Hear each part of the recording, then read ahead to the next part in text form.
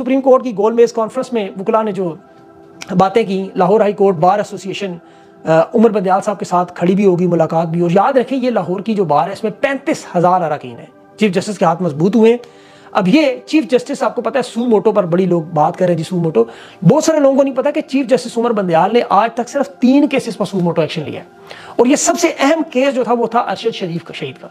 इस केस को लेने के बाद उनके साथ जो साथी जाए थे मुज़ाहिर नकवी साहब, उन्होंने कुछ कमेंट्स भी दिए, रिमार्क्स भी दिए। फिर उसके बाद कैंपेन उनके खिलाफ शुरू हुई चीफ जस्टिस के सूमोटो को खत्म करने के लिए। फिर कानून भी पेश किया गया।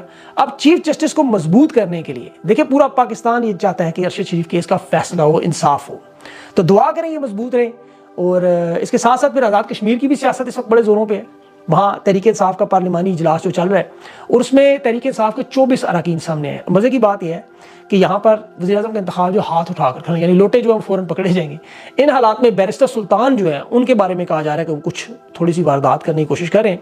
जरदारी साहब ने मवेशी मंडी तो लगाई हुई है, असद के असर असद उमर इन मामलात को रोकने की कोशिश कर रहे हैं। लेकिन मुझे थोड़ा सा शक पड़ रहा है। तहरीक इंसाफ के देखिए 28 उम्मीदवार हैं, 3 पीपल्स पार्टी से राब्ते में है और पीपल्स पार्टी के पास 23 लोग हैं और वज़ीर-ए-आज़म के लिए 27 वोट चाहिए। तो ये देखना है। अच्छा, जरदारी साहब को अमरीकी एलची जो है ज़िल्मे खलीलज़ाद, उसकी मैं प्रोफाइल कई दफ़ा बता चुका हूँ।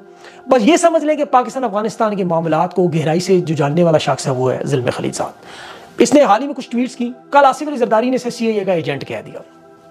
उसके जवाब में ज़िल्मे खलीलज़ाद आसिफ अली जरदारी की जो है ना वो वाकई ठोक दी। ज़रा सुने, उन्होंने कहा कि आसिफ अली जरदारी और उसका बेटा, पहले याद रखे, ज़िल्मे खलीलज़ाद से मुलाकातें करता रहा।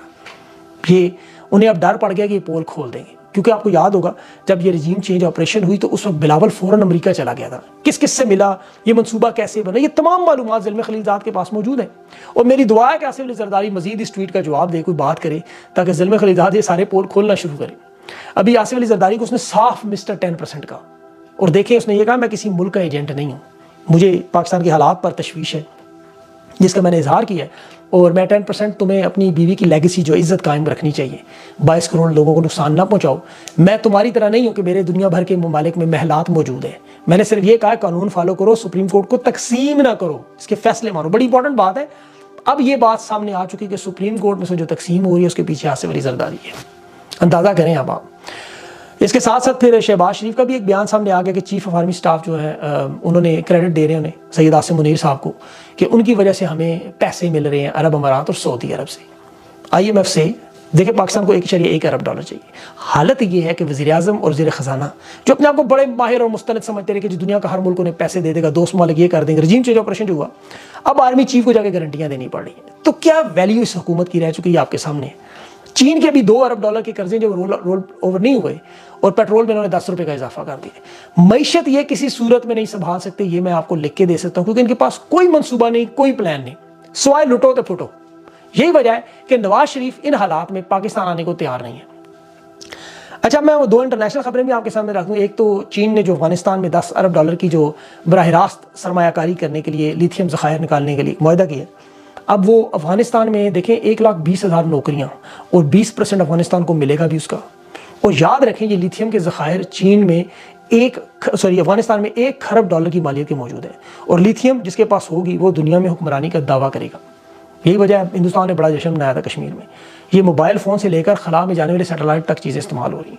अब पाकिस्तान में बलूचिस्तान आपको पता है मादनियात से माला माल है। 33 खरब डॉलर मेरे ख्याल में वहाँ मौजूद है, जो मैंने आपको बताया था। लॉटरी लग सकती है, लेकिन मसला खारजा पॉलिसी का है, क्या पॉलिटिक्स का है। ये लोग ईरान से आज तक गैस नहीं ले सके तो फिर बलूचिस्तान से लिथियम कैसे निकालेंगे।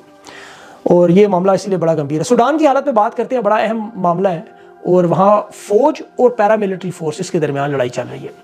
ये मुल्क में कब्जे की कोशिश है। सूडान की फ़ौज, जिसे सूडान की जो आर्म फोर्सेस है, जनरल अब्दुल फताह बुरहान उसका हेड है, और उसके पीछे जो हमायत है वो मिस्र की है। दूसरी तरफ जो पैरामिलिट्री फोर्सेस हैं, स्वाट की तरह अमरीकी रैपिड फोर्स, उनका जो लीडर है वो मोहम्मद हमदान है। इस वक्त जो अरब अमारात जो है वो मुकम्मल हमायत उसकी कार है। ये बड़ी दिलचस्प यहाँ उन्होंने खेल किया। जब अभी देखें, जब फौज ने जब कब्जा किया एयरपोर्ट पर, तो वहाँ पैरामिलिट्री फोर्सेस कब्जे में था खरतूम का, तो वहाँ मिस्र के जहाज़ भी निकले, मिग, वहाँ मिस्र के फौजी भी निकले। तो ये मिस्र क्या पता नहीं डबल गेम खेल रहे हैं, क्या वारदात कर रहे हैं। अब मोहम्मद हमदान जो है रैपिड फोर्सेस का मुखालिफ, हुकूमत मुखालिफ, उसने कहा है कि जब तक मैं अब्दुल फताह बुरहान इसको जो मौजूदा चीफ इसको पकड़ के सुप्रीम कोर्ट के हवाले नहीं करूँगा, मैं नहीं हटता, या मैं या वो नहीं, मतलब कबर एक मुर्दे दो। तो सूडान की जो हुकूमत है उन्होंने कोशिश की है कि इन्हें पैरामिलिट्री को जम कर दें। असल मामला यहाँ से ख़राब हुआ। فوج کو اکٹھا کر دیں ان کے ساتھ. ان کی اپنی طاقت ہے, ان کی اپنی طاقت ہے. پھر صدارتی محل اور جو اہم تنصیبات ہیں اس پر آپ کو پتہ ہے فوج کا کنٹرول ہے, جو حکومت ہے وہ حکومت کی حمایت بھی کر رہے ہیں, اور دوسری طرف جو پیراملٹری ان کی آپ کو پتہ ہے عرب امارات وغیرہ. تو اب جو غیر ملکی شہری ان کو تو نکلنے کا حکم دیا گیا. آج میری سوڈان کے کچھ صحافیوں سے بات چیت ہوئی تو انہیں لگتا ہے کہ اگر یہ جمہوریت کی طرف قدم نہ بڑھا تو یہ معاملات جو مکمل سول وار کی طرف. اور سوڈان میں آپ کو یاد ہوگا 1987 میں اور 2013 میں سول وار میں گیا ہے, 2005 میں بھی بلکہ, تو یہاں پر پھر کا ایک معاہدہ ہوا تھا 2005 میں. 2013 میں پھر مغربی سوڈان نے شمالی سوڈان سے علیحدہ کیا, اور یہ بالکل وہی معاملات جو پاکستان اور بنگلہ دیش والا, حالات بھی تقریباً ایک جیسے ہیں. اکانومی میں پتہ نہیں آپ وہ بہتر ہے یا نہیں, بس میں نے دیکھا نہیں. عوام اور فوج کے درمیان دوریاں جو ہے نا وہ پاکستان میں الحمدللہ اس طرح نہیں ہے جس طرح سوڈان میں, اور نہ سوڈان میں عمران خان جیسا لیڈر موجود ہے جس نے چاروں صوبوں کو مشرقی اور سوڈان کو اکٹھا کیا ہو. تو جس طرح عمران خان چاہتا ہے اپنے اداروں کے ساتھ مل کر پاکستان سے کام کرے, تو سوڈان میں یہ معاملہ نہیں ہے. دونوں برطانوی راج کا کالونیاں رہ چکے ہیں.